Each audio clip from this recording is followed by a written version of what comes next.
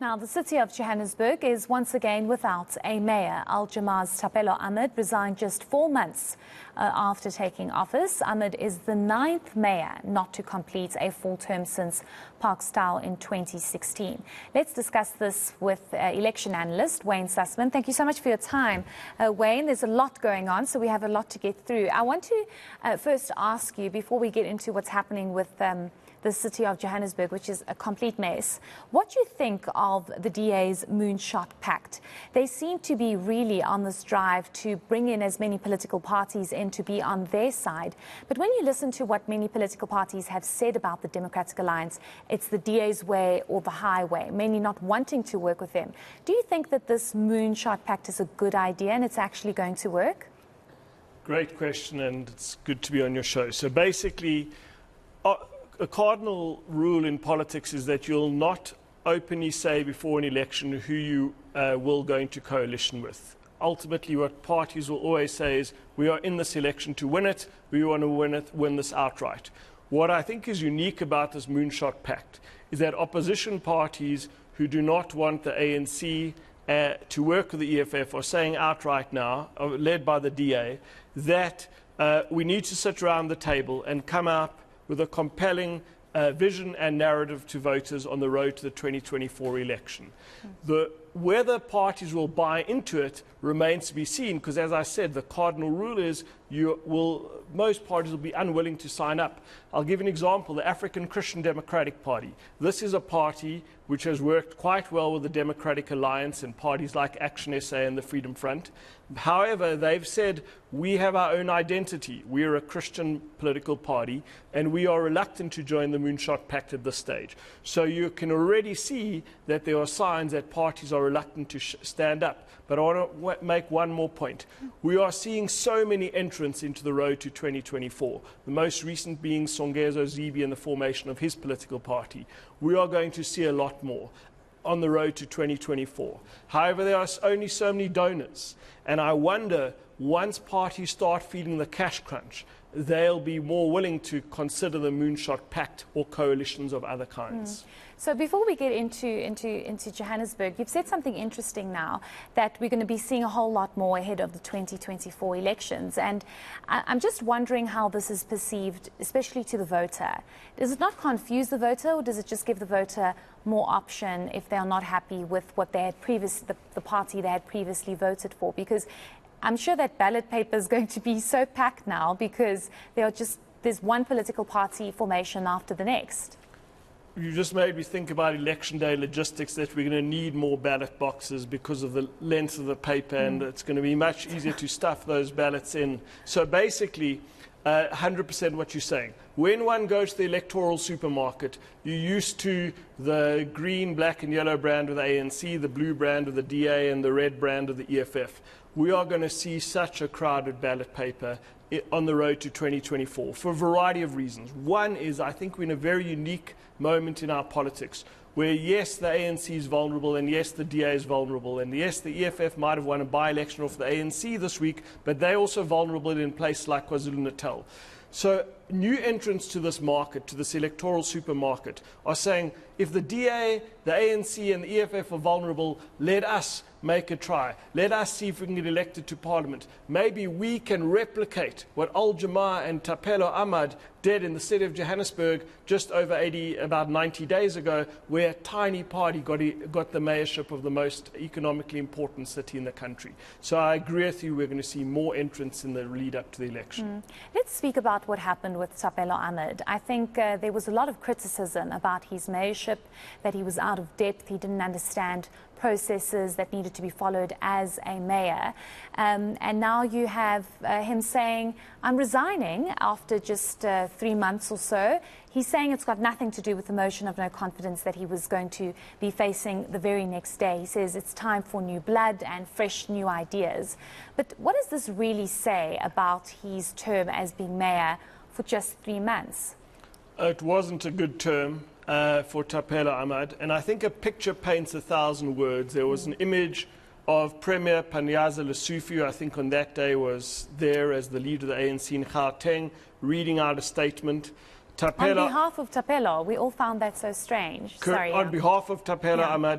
Thapelo Ahmad looking forlorn into the distance, and Gayton McKenzie, the leader of the Patriotic Alliance, on his phone, kicking his legs up, smiling. So a picture paints 1,000 words, but Thapelo Ahmad looked forlorn, and this was his 15 minutes of fame. It wasn't great fame, and he will now be forgotten about, but I want to take a quick step back. Yeah.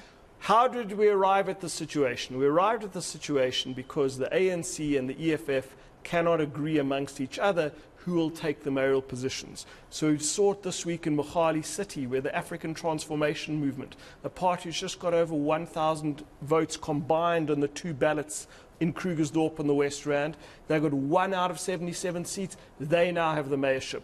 We've seen this in Ekurhuleni, where the African Independent Congress, a party which has 3 out of 224 seats, they have the mayorship because the ANC and the EFF cannot agree with each other, and we'll see this will be replicated when the council elects a new mayor, that you'll see either a mayor from Jama-ah or a mayor from Cope or another small party. So that's what I was going to ask you now. It seems as though Jama-ah says, okay, we'll put forward a name from our political party, Jama-ah.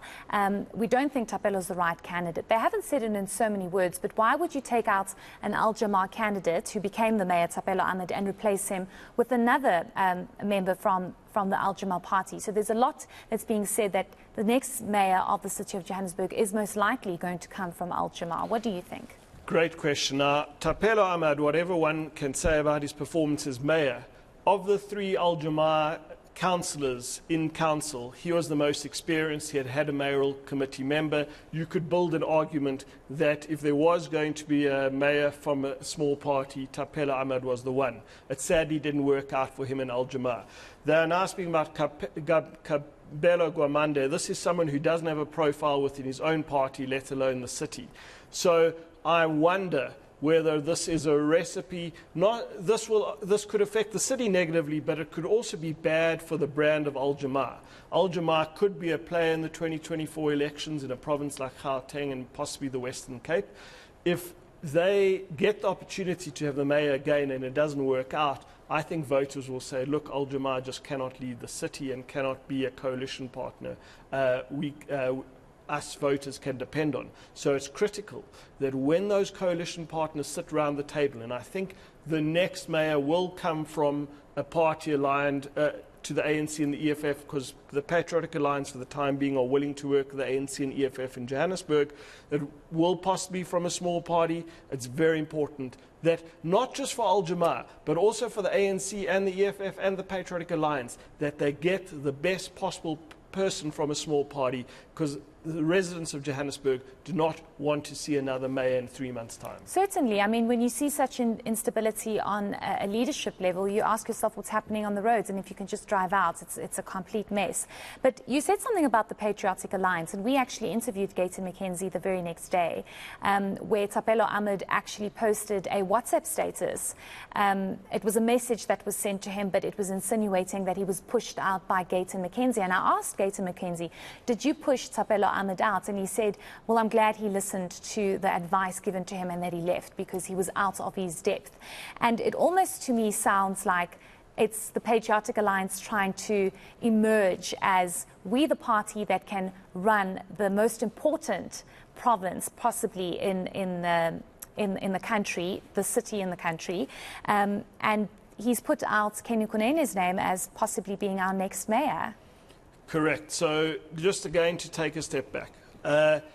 The Patriotic Alliance is a party which has momentum in South Africa. It's been doing well in by-elections. It did well in the 2021 local government elections. They have emerged as a stronger party today than they were in October 2021.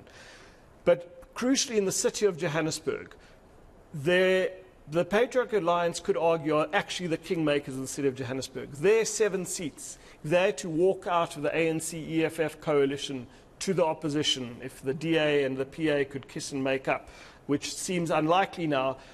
It's very likely that the ANC and EFF and parties like Jama-ah would lose power and the Import Palazzi would return. But the DA and the PA couldn't find each other. The DA demanded that the PA stop working with the ANC across the country. Gayton McKenzie said that is not possible right now, and that is why I agree with you that Gayton McKenzie was the person responsible for Thapelo Ahmad resigning, and crucially because he is in the kingmaker position with his party with 7 seats. He's not like the African Independent Congress or COPE, who has 1 seat. He has 7 seats. He's the 3rd largest party in this coalition, which includes the ANC and EFF, and the ANC and EFF know that if he walks out of those 7 seats, their continued rule of the city is in peril. It's just musical chairs. I mean, as a resident, I worry, because at the end of the day, I actually at this point don't really mind who's the mayor, and this is actually something we asked residents of the City of Johannesburg. What do you think is going to happen come Tuesday, Wayne? And I ask you that because we do know that Colleen Makubele is facing a motion of no confidence brought by the DA and Action SA, as well as the chief whip, and they're also expecting to bring a name forward for the next possible candidate for mayorship of the City of Johannesburg. So there's a lot happening on Tuesday. Correct. Just one thing on Colleen Makubele. She might also have her eye on the mayorship. Yeah. We know that she has close contacts to people in the ANC, so she'll be jostling for that position. However, I think, again, with the Patriotic Alliance, it's 7 seats. 7 seats out of 270 doesn't sound like a lot. Just before I came on studio, I went through the numbers again. Those 7 patriotic seats are absolutely critical. If they stay with the ANC and the EFF, I expect the DA's motion of no confidence against Colleen Makubele to fail, and I believe the ANC and the EFF will be able to get its preferred candidate of mayor over the line. The question is, can they do a job which will raise the brand and profile of the ANC and the EFF and the other parties in the coalition on the crucial road to the 2024 elections? So if I put you on the spot and ask you who you think is going to be the mayor of the City of Johannesburg, do you think you could tell me? I think, look, if there's a coalition agreement, there's a chance that Jama-ah will be back in the mayorship, but it's too difficult to predict in such a environment where things ebb and flow in such a quick fashion. So let's see. Do you not think it would be Gayton, even though he said he's not up for it? Gayton, I think, is happy in Beaufort West. There's more chance of Kenny Kunene. And just a very quick point on Kenny Kunene. Obviously, he's got a very colourful past. That might be a euphemism. But he really, after he botched that first interview where he asked where the bar was in his office, he seemed to have a lot of energy. And to be honest, Kenny Kunene at least comes from a party of 7 seats. That's much more than a party of 3 seats, 2 seats, or 1 seat. And I think that there would be more stability if a party like the Patriotic Alliance led the city than a party whose leader we cannot name right now, or 99 out of 100 residents of Johannesburg wouldn't be able to recognize in the street. I just want to ask you how long you think this is going to last for. So we've seen Thapelo Ahmad sitting in office for about 3 months. He says he's done fantastic work. He still has tons of plans. Obviously, he'll do that as a councillor because he's no longer mayor. But how long do you think this is going to last for? Because we've seen such instability in the City of Johannesburg, Ekurhuleni, Tshwane as well. And we're all just looking at this and going, okay, when's the next show? How long do you think this is going to last for once a mayor is elected in the City of Johannesburg? I think that politicians are fiddling while Johannesburg or Rome is burning. We cannot have this musical chairs, the phrase you used earlier, to continue. And I think the ANC and the EFF realize that the clock is ticking. We are getting closer to the 2024 elections.